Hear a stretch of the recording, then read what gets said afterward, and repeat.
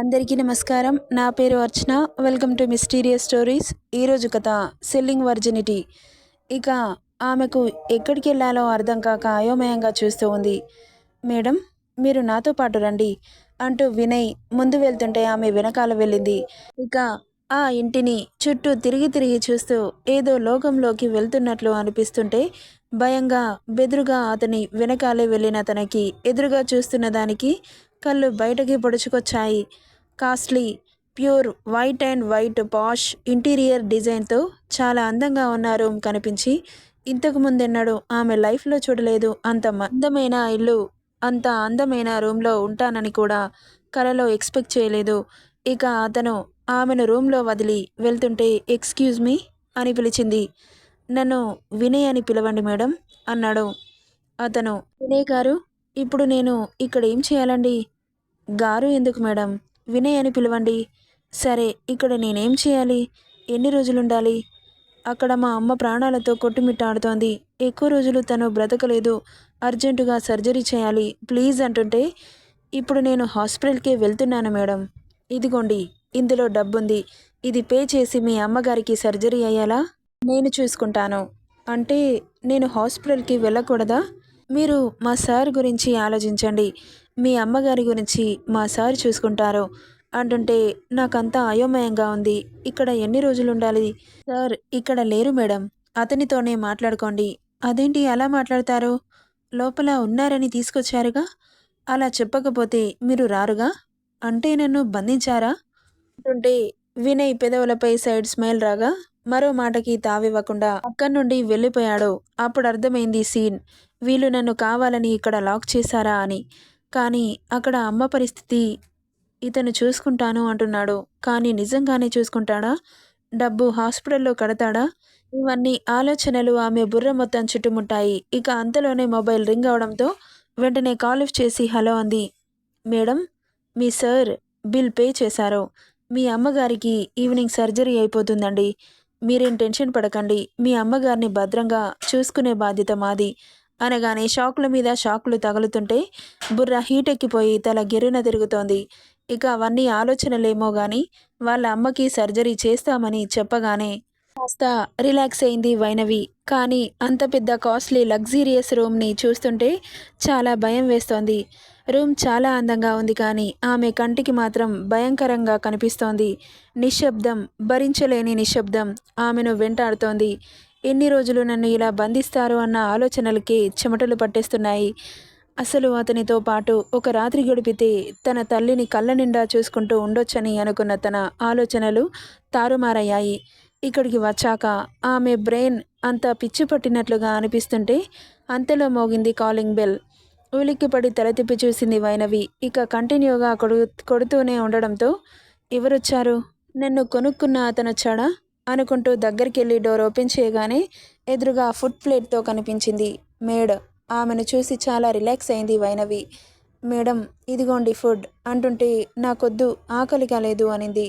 ఇక ఆమె సరాసరి లోపలికి వచ్చి ఫుడ్ ప్లేట్ని టేబుల్ మీద పెట్టి, ఈ ఫుడ్ నేను వచ్చేలోపు కంప్లీట్ అయ్యి ఖాళీ ప్లేట్ నా చేతిలో ఉండాలి అని చెప్పగానే వైనవి కళ్ళు పెద్దవి చేసుకొని చూస్తూ ఉంది. ఎందుకంటే ఆమె చెప్పినట్లు అనిపించలేదు, వార్నింగ్ ఇచ్చినట్లు అనిపించింది. ఇక ఆమె చెప్పాల్సింది అయిపోయింది అన్నట్లు అక్కడి నుండి వెళ్ళిపోయింది. మేడ్, బాబోయ్ ఇదేంటి ఇలా ఉన్నారు, ఇక్కడ నాకు వార్నింగ్ ఇస్తోందేంటి ఈవిడ అనుకుంటూనే ఇక ఈ ఇల్లే పెద్ద ట్రాన్స్ఫార్మర్లా ఉంది, ఎవరిని చూసినా కాలిపోయేలా అనుకుంటూ ఆలస్యం చేయకుండా ఫుడ్ని తినడం మొదలెట్టింది. ఇక కరెక్ట్ 5 మినిట్స్కి మేడ్ రావడంతో షాక్ అయి నోరు తెరిచింది. ఆమె నోట్లో ఉన్న దోశ ముక్క ప్లేట్లో పడిపోయింది. తినండి అనింది కమాండింగ్గా. ఇక మిగిలిన హాఫ్ దోశ ఫాస్ట్గా తినేసి ప్లేట్ ఆమె చేతిలో పెట్టింది.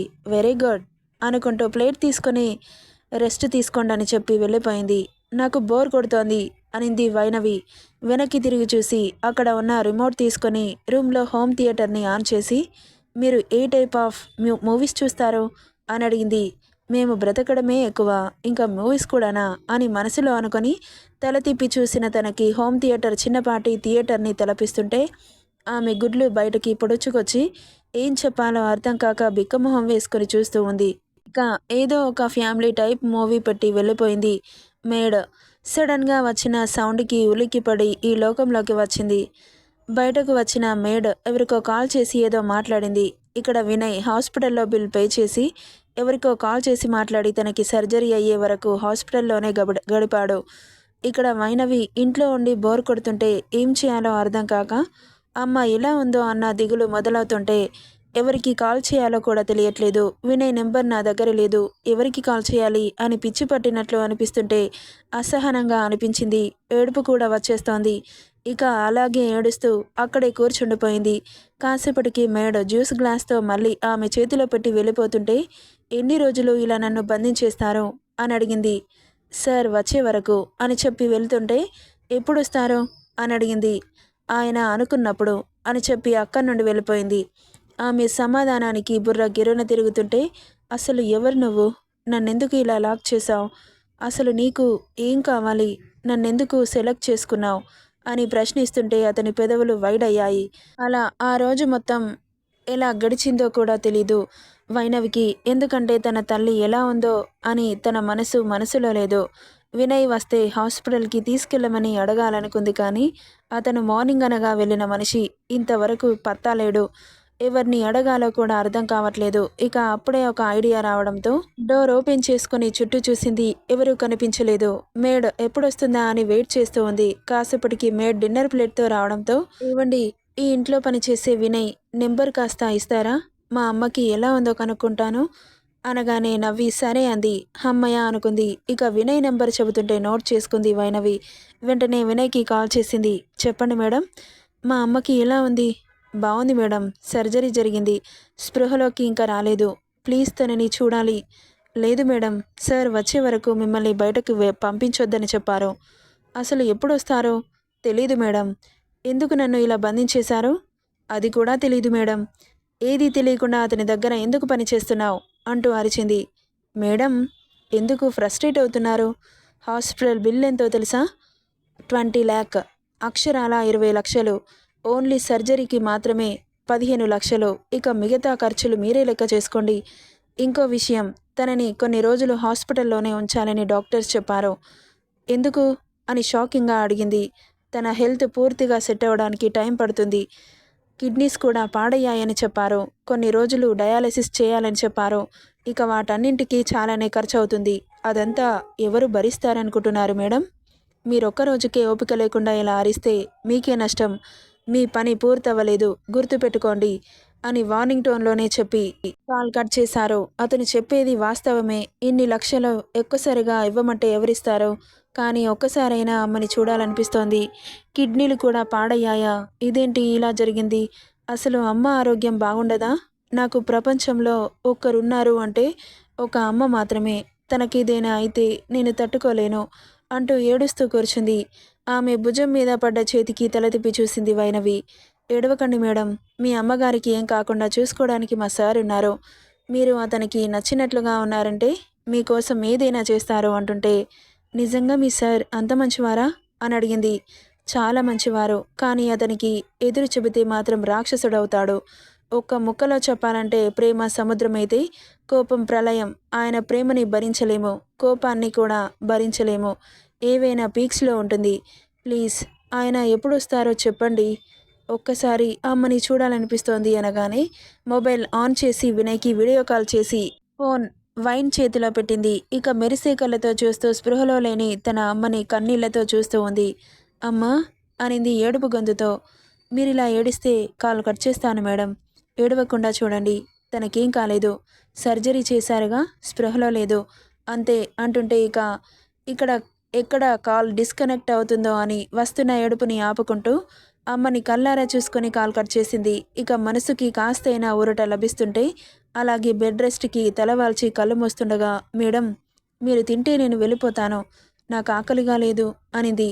చెప్పానుగా మేడం, మీరు తినకుండా ఉంటే మా సార్కి నచ్చదు అని అంటుంటే ఇక తినేసి ప్లేట్ ఆమె చేతిలో పెట్టింది.